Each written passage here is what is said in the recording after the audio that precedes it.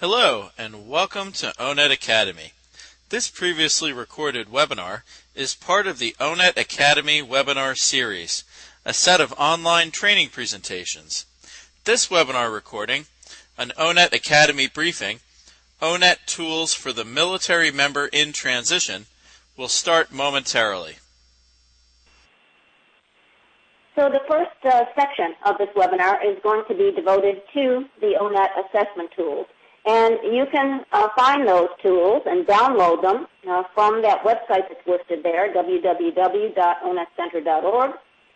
And you can actually download paper copies, files to make paper copies, or for two of the assessments, you can actually download them onto your computer and use them in that mechanism. There are three assessment tools: the interest profiler, the work importance locator or profiler, and the ability profiler. And the nifty thing about each of these tools is the results are linked to occupational information, and that is the case for all three of these assessment tools. And I want to show you just a few examples. So the interest profiler is an interest inventory, and it measures the Holland Vocational Personality Theory, which basically indicates that people and occupations can be categorized according to six major areas, and those are listed there: realistic, investigative, artistic, social, enterprising, and conventional. And again, this instrument is found in paper copy. It is found from onetcenter.org in terms of files that you can print out yourself. And also, you can download a computerized version onto your computer. In all cases, what you get at the end is a linkage, or opportunity for linkage to occupations that are compatible to that person's interest profile. And so here is an example, and this is from the computerized interest profiler, which scores the assessment instrument automatically and provides the listing of occupations automatically. So this is just an example of one set of occupations that match up with particular results. So often, military members in transition may need some assistance in this area to find out what their dominant interest areas are and see which occupations tend to be compatible with their interests. The second instrument is the work importance locator or profiler. And here we have kind of two names for the same sort of instrument. Both measure work values. The work importance locator is the paper pencil form of the instrument, and it is basically a card sort. But the work importance profiler is a computerized version, again, that you can download from onetcenter.org and put it onto your computer and have the military member actually go through the instrument. And as a result of taking and answering the various items on that instrument, the person gets a listing of occupations that are compatible with their work values. And here we have an example of a potential report that a person could get. Again, it's a listing of occupations that match up with the person's work values. Then we have the ability profiler, which is the third instrument, and it's a standardized ability assessment which has 11 parts to it, or 11 subtests, and it measures work-related abilities. It comes in psychomotor, and with psychomotor and non-psychomotor assessments. And we have here the relationship between the areas that are measured and the ability profiler exercises or subtests. So, for example, on the left-hand side of this chart, we have the area that is measured, and then on the right-hand side of the chart, we have the subtest name within the ability profiler. And remember, there are 11 subtests to it. So just as an example, we have verbal ability measured by the subtest of vocabulary. Arithmetic reasoning measured by arithmetic reasoning subtest. Computation by computation. Spatial ability by three-dimensional space. Form perception by object matching. Clerical perception by name comparison. Motor coordination by mark making, And then we have manual dexterity, which is measured by 2 psychomotor assessments using some equipment or manipulatives. And one of those assessments is called place, and another one is called turn. And then we have finger dexterity as well, which is measured by 2 subtests as well, one called assemble and one called disassemble. After taking the ability profiler, an individual, and after it's scored, an individual gets a score report that is tailored to that person's results. It matches the person's profile on the ability profiler to the profile of an occupation. And what that allows is for them to get a report on the occupations that match up to all of their all 5 job zones. And job zones in the ONET system is merely a number from 1 through 5, indicating the amount of education, training, and experience that tend to be required by that occupation. So what the person actually gets is a listing of 5 sets of occupations, 1 for each job zone. And this slide here, I really couldn't put on all 5 areas because of the space restrictions. But here you can see that there is a listing for job zone 1, a listing for job zone 3, and a listing for job zone 5. But also in reality, the person would get a listing of occupations for job zones 2 and 4 as well. So what this shows is, again, the matching of the person's profile on the ability profiler to the profile of the occupation, and it allows individuals to see that perhaps with more education, training, and experience, their alternatives for the various occupations tend to change, tend to increase.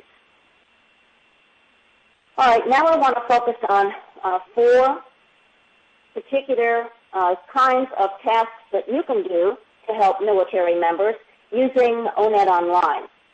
And those of you familiar with ONET Online know that there are really hundreds of ways that you can access information about occupations. I'm going to focus on 4 that I think are particularly pertinent to military members. One is to perform an occupation search.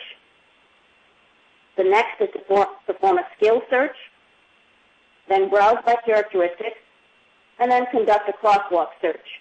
And all of those can be accessed from that URL that's listed there, http://online.onetcenter.org. All right, so let's go ahead and take a look at the first, which is perform an occupational search. All right, we'll go to ONET Online, and we go to the Find Occupations section, and by putting in a keyword, and here we're going to put in a keyword of plumbers, we automatically get a summary report. And that summary report can really help an individual, particularly a military member who may have been in this occupation in the military, to really focus in on the civilian words that are used to describe the knowledge, skills, abilities, work activities, work context, job zone, and so on for the occupation. So again, what a person can do from this is to actually craft a resume based on the job they had in the military, but using the civilian lingo. So I commend you to anyone who is working with a military member who is coming out wanting to get a job in the civilian world of work, but really don't know the civilian lingo that employers are familiar with, to actually go to ONET Online, use the Find Occupations keyword search, and locate the occupation that they've had in the military and help them craft a resume. And also you can use this to help them prepare for a job interview as well. The second is to perform a skill search. And again, that's from ONET Online. And you would click on skill search. And what skill search does is it brings up basic skills, complex problem-solving skills, resource management skills, social skills, system skills, and technical skills. And there are various categories within each of those areas. And you would have the person perhaps talking to them, or they could do this on their own, to actually mark off or click off, put a check in the box for all of those particular skills that they believe they have and or would like to use in an occupation. So they would go through all of the various skills, and as you can see here, we're only showing a small portion of the skills that are in the listing.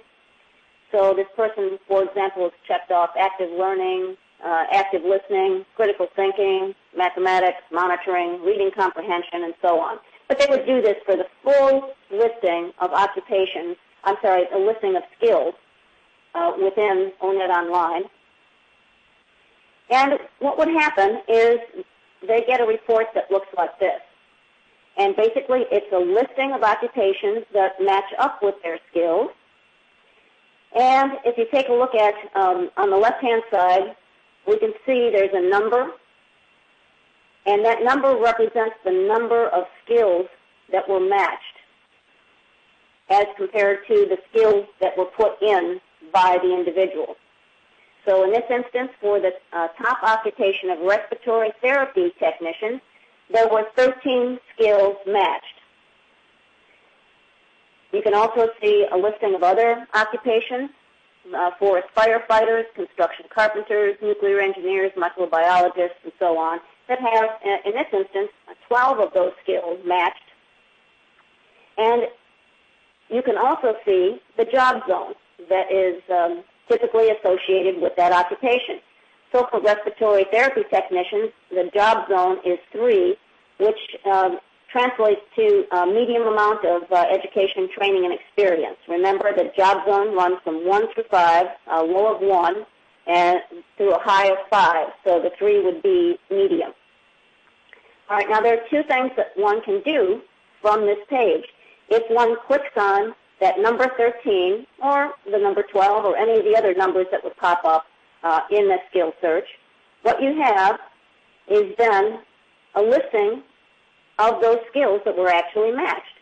So here we see that critical thinking, there's a check mark by critical thinking, reading comprehension, active listening, instructing, and so on. So we can see which of those 13 skills were matched. So the person can then see the other skills that are important for, in this instance, respiratory therapy technicians, and those that were and those that were not matched. And they can start making some decisions about what they want to do with regard to this particular occupation. And this is a way of actually doing some career exploration. So they may not know what occupation they want to get into, but here is a way to show them some alternatives and show how some of their skills match up. And I just had a question come in about what if you know the military occupational specialty. I'm going to get to that. So please bear with me for just a moment, and I'll show you the crosswalk.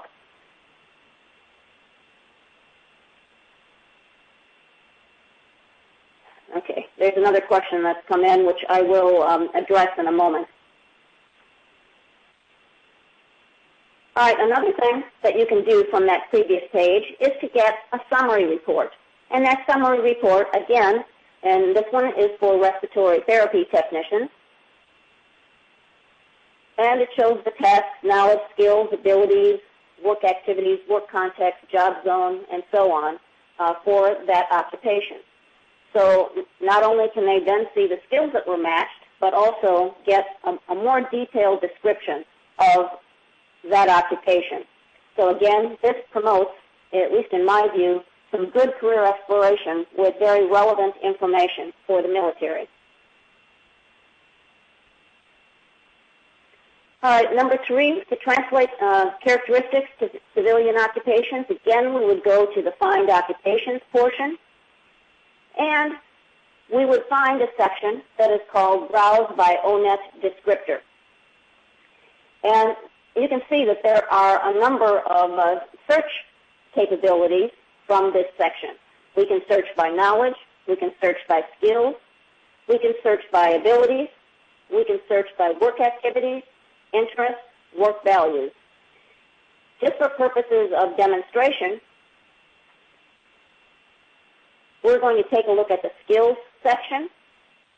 So we would click on skills, but again, this kind of process occurs within each of these areas here, each of these 6 areas.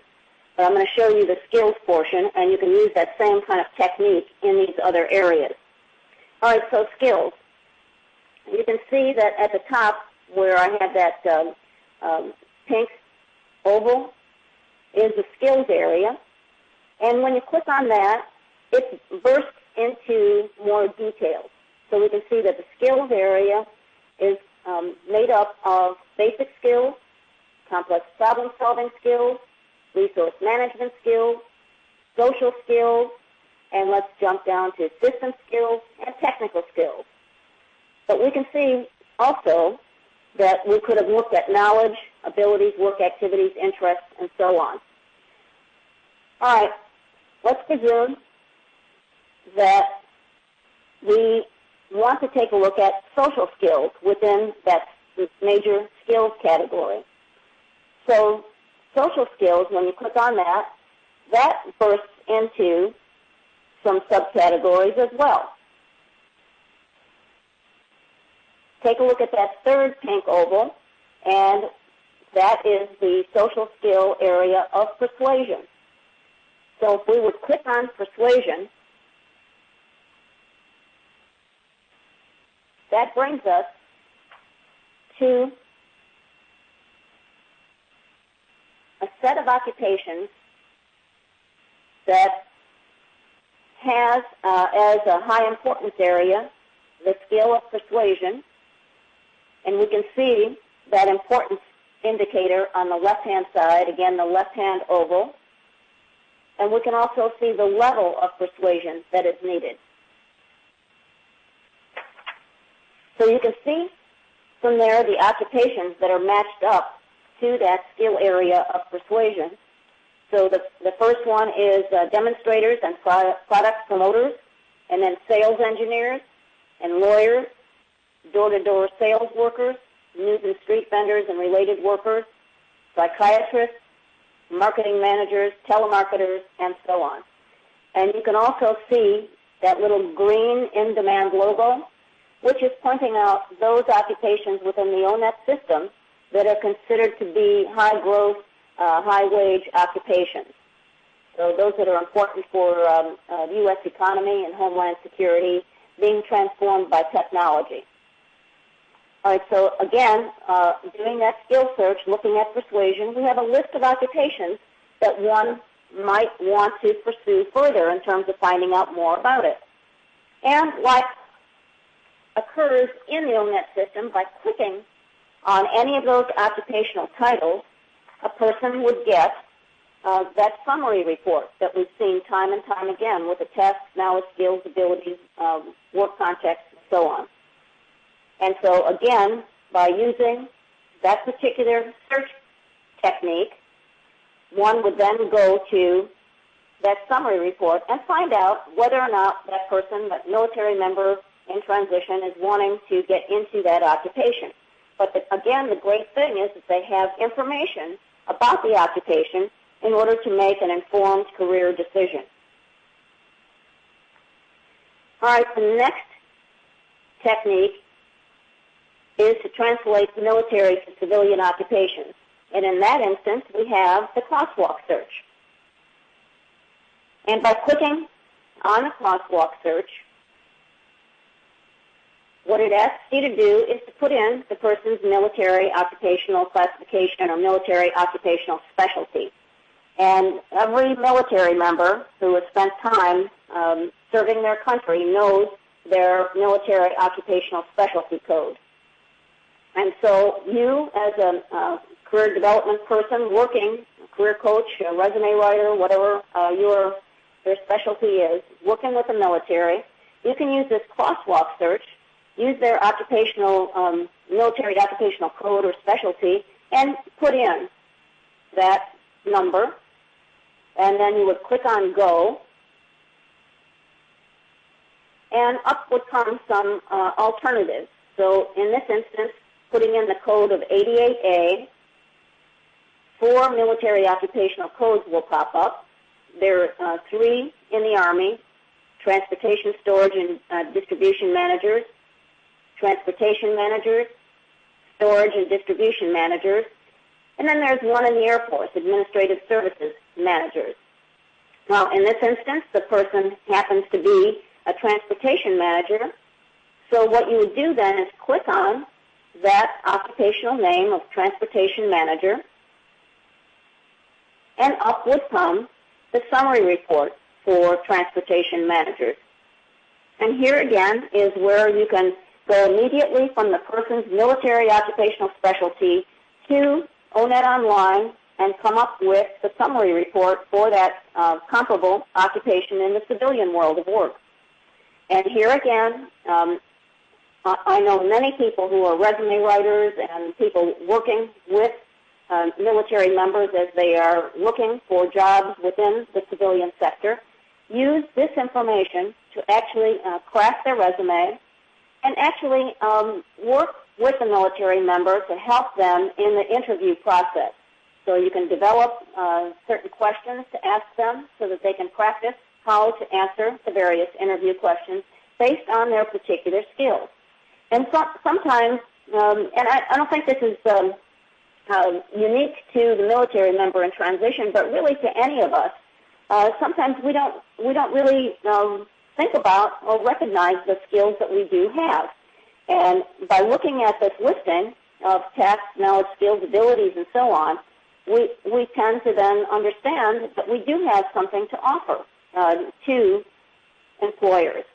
And we can then talk the lingo that the employer is expecting.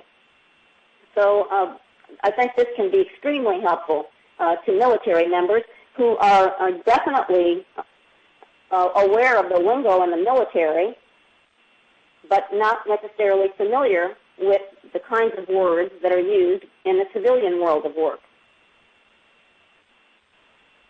All right. If perchance they don't know their military occupational classification or specialty, you can just take their occupational title and use a keyword search. So here we've put in transportation, and here comes 31 military occupational titles matching the word transportation. And as is true within the entire ONET system, anytime you see one of those occupational titles, you can find the associated summary report.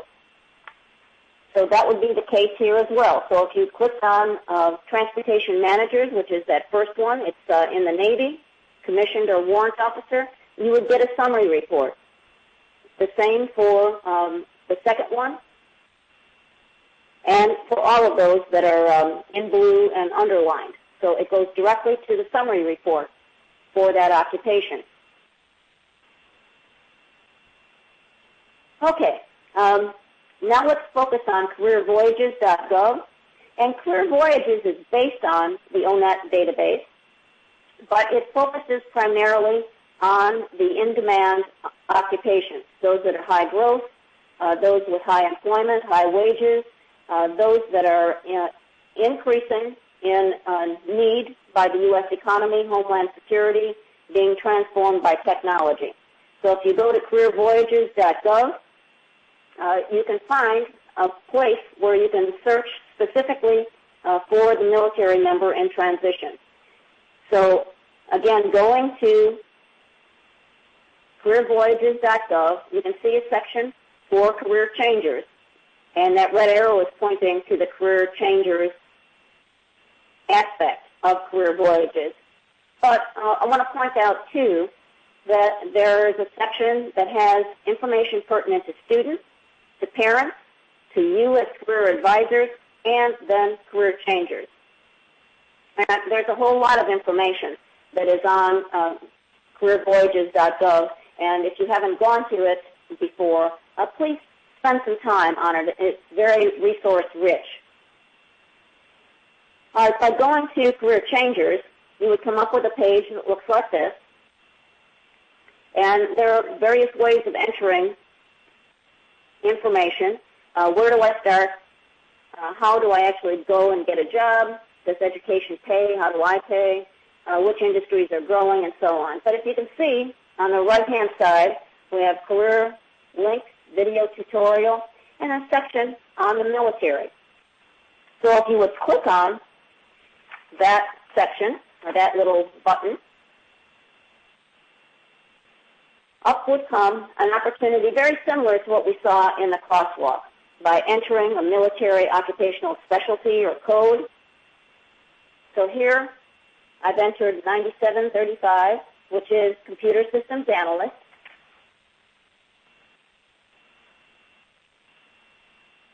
And up would come related occupations.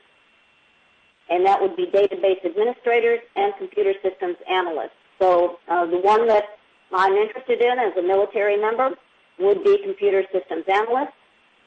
And by clicking on the description button, up would come something that looks a whole lot like the summary report in ONET Online, but it doesn't have as comprehensive a set of information as ONET Online. So if you want kind of everything about the occupation, ONET Online is probably the best tool. But for CareerVoyages, what they've done is they've just taken kind of the most important information about that occupation and included it. But you can see that there's the occupational description, sample of reported job titles, again, very much like ONET Online, and then the tasks, knowledge, skills, abilities, interests, work styles, and so on.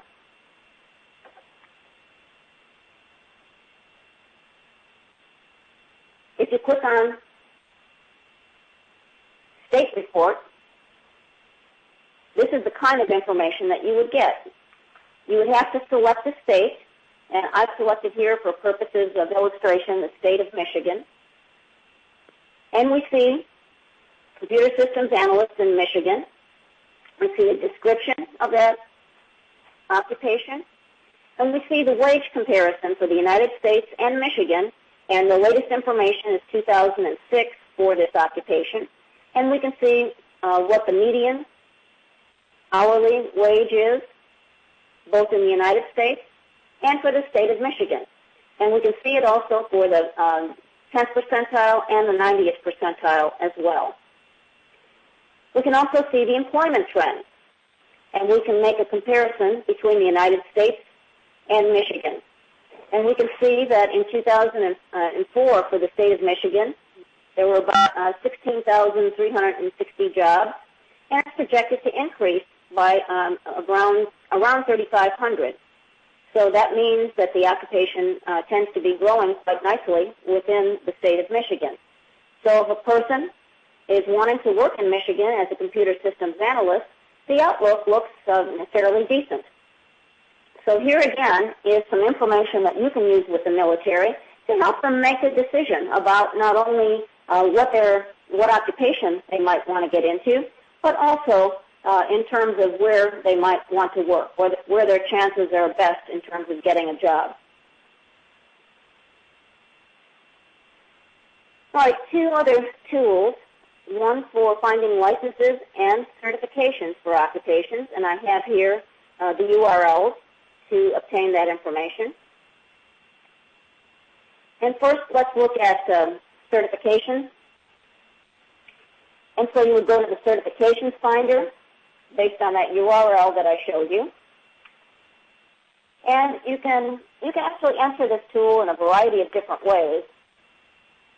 But I'm going to do the search by occupation. And it asks me to select an occupational group. And for purposes of illustration, again, I've selected legal. And I would click on Next. And then it asks me to select the occupation within the legal group. And I've selected paralegals and legal assistants. And I would click on Next. And up would come the related certifications for that occupational group and that occupation. And so, again, by clicking on any of these certification names, I can come up with more details about that certification. And there's contact information and so on. From here, if I wanted to take a look at a different occupation, I could certainly do that. And now for taking a look at licenses. And for licenses, you have to look at the state level. And I've selected, for purposes of illustration, again, the state of Illinois. And then what I'm asked to do is to select one of the occupations, and it helps me out by giving me some of the job families here. I've selected construction and extraction, and that bursts out then into various other occupations. And I've selected hazardous materials removal workers. And just by doing that and clicking next, I come up with 5 different licenses in the state of Illinois for hazardous materials removal workers. And so here again, I can come up with the contact information and so on to find out more about obtaining that particular license within the state of Illinois. So I point these out, the certifications and licenses, because many people in the military have actually taken a number of courses and have been trained in a variety of tasks and techniques and knowledges that allow them to easily get certifications and licenses. They're qualified in this, and some even, having gone through a particular training program, have ended up with a certification or license. So this would be helpful tool as well for you. And then, kind of the last thing, and not necessarily the least important by any means, is to help vets find jobs. And there are several various commercial ways, Monster and Career Builder and so on. But here's a site that is specifically for vets, and there's a lot of additional resource information here. But www.hirevetsfirst.gov, and take a look at search for jobs. And that brings us, again, there are a variety of resources here, but in this instance it brings us to the capability of taking a look at OPM job sites and also the state, particular state-based websites that are available. And from here, depending upon the state in which the person wants to find a job, they click on that state's name and up will come their particular job site for that state. So again, this is very helpful for people who actually know what state they want to reside in after they depart the military. All right, and there's one other site that I've just run across within the last week, which is Storecom. And this is actually more for the children of the vets. But if they're moving from one state to another, having left the military from one base or from overseas, and are moving to a particular state, what this does is it allows the parents to register on this site and register their children, and it'll provide an online assessment for the children, and then based on the state standards for the state that they're moving to, it will provide some information of where the child needs to perhaps beef up their skills to meet state standards for that new state that they're moving to. And in addition to that, it helps the parent monitor the progress, and it also provides some assignments for the individual, for the child, to beef up their skills. So again, this might help in the transition of a military member to actually move from the military to the civilian arena and move from one location to another and make the transition for the child a whole lot easier, and have the child in a position where they can be up to speed for the state standards in that new state. So I wanted you to kind of take a look at this if this is a pertinent tool for you. And so I'm going to leave these websites up here. The last one I showed you is soar.com, SOAR.com, and it's not on this listing, but the other URLs that I have used are on this listing here. And I do want to start addressing some of the questions that have come in. So what if you know the military specialty, such as 35A? How do you find the civilian skill? I think I covered that in the crosswalk section. The next question is this free for veterans? Everything that I showed you is free.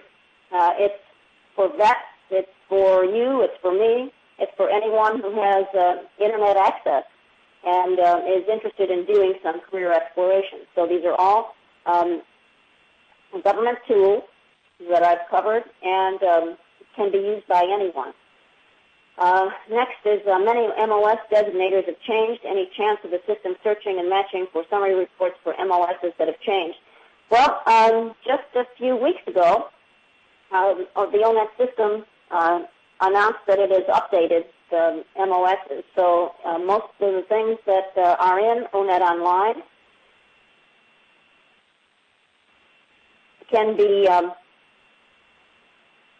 are updated, given the latest crosswalk that has been created. So I think probably it's as up to date as possible. Is there a tutorial for everything you are covering? Well,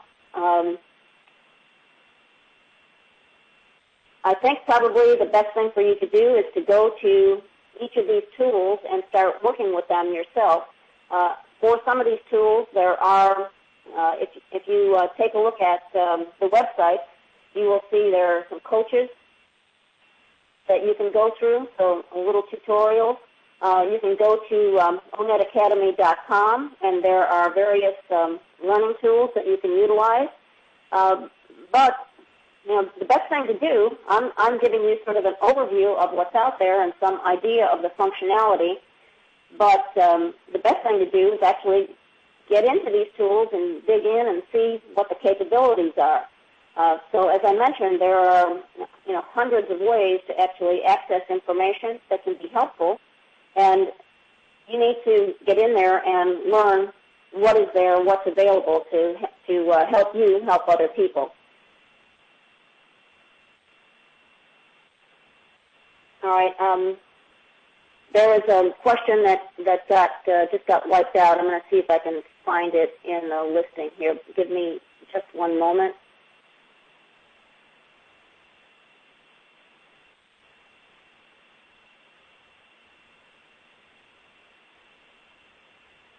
Okay, I'm not finding it in the listing. Let me try once more.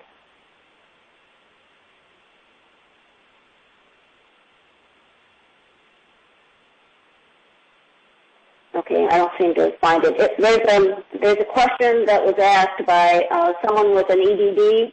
If you could repost the question, that would be helpful. It just got wiped out, and I can't find it in the listing here. But let me address some of the other questions that have come in. As employment counselors, why do we need this information if we have veteran representatives that deal specifically with the vets? Well, if you think that they're getting sufficient information and help to move into the civilian arena, then you're probably correct. But I would think that as employment counselors, you would want to help any individual that comes in and needs assistance. And I think probably that, sometimes when we, and that's not just the military, when any of us hear something or learn something for the first time, or we're deluged with a whole lot of information, not all of it sticks in. And so, as employment counselors, we should be helping any number of people that require assistance, be they vets or any other individuals. Okay, another thing is, so if I type in 91B, would that show up 91B as a medical specialist? My suggestion to you would be to go into ONET Online, go to the crosswalk function, and give that a try and see what happens. Let's see, yes, you covered not having any specialized skills in your section on the crosswalk, but I'm not. Please type in 11B. The amount gives me nothing. Well, what you should do, if it doesn't give you what you're hoping, and that's a legitimate military occupational code, then what you would do is use a keyword search and see what happens there.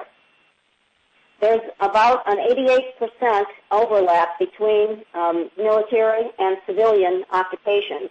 So again, not all military occupations are existing in the civilian world of work. So not all of them are going to be covered. That's just the way it is. Okay, when I type in store.com, I get something different than what you've shown on the screen. Well, there are several web pages within that, and perhaps the ones that I'm showing you on the screen are different than what pops up. So you'll have to dig in to store.com to find out some of the information that I have shown you. The second slide that I showed you is after I had registered a student, a fictitious student, and just to see what was on that site. So you'll need to do the same kind of thing. Okay.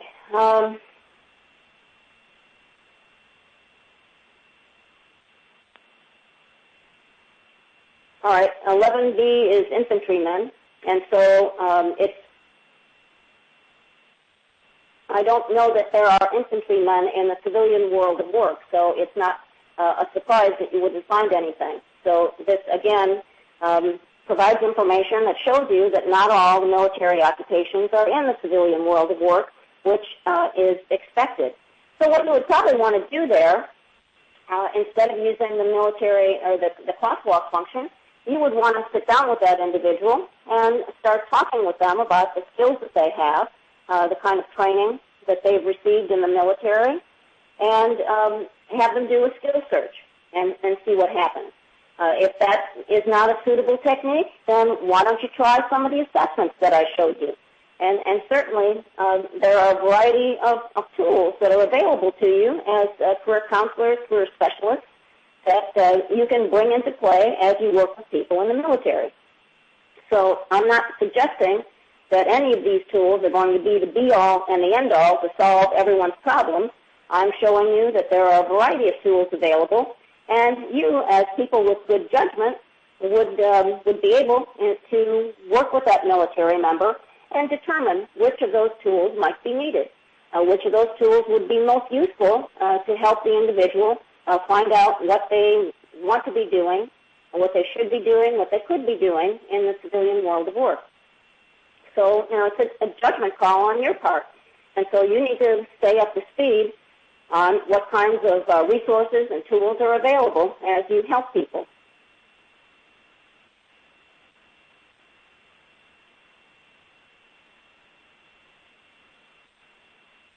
All right, there's a question that has come in from Jeff on will NECs for the Navy veteran work for the MOS input? Yeah, absolutely. The crosswalk function actually applies to all branches of the military.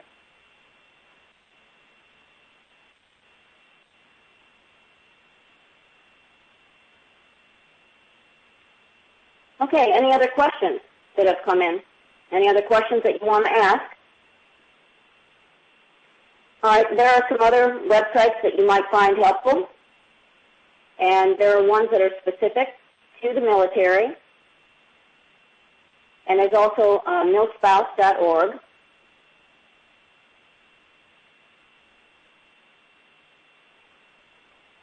And I want to also let you know that there are several other webinars that we do, and some of these are listed. Specifically for the assessment instruments for job seekers and students, new and emerging occupations, school counselors, older workers, linking pay, occupations, and education, which is one that I'll be doing tomorrow, keeping pace with the growing largest employment, etc., occupations, behind the scenes, how ONET information is updated, and so on. So I would invite you to attend any of these other webinars, and also this webinar and the others that I've just shown you on this slide that we've done before are also archived. So if you go to onetacademy.com and go to the webinar section, the recorded webinar section, you can find and you can access the recorded webinars and also download the slides. And as Gary mentioned early on, this is being recorded and will be posted to onetacademy.com within the next day or so. And also the slides that have been used, you can use as well. So seeing that there are no other questions, I'd like to thank you for your attention, and I hope to see you in future webinars.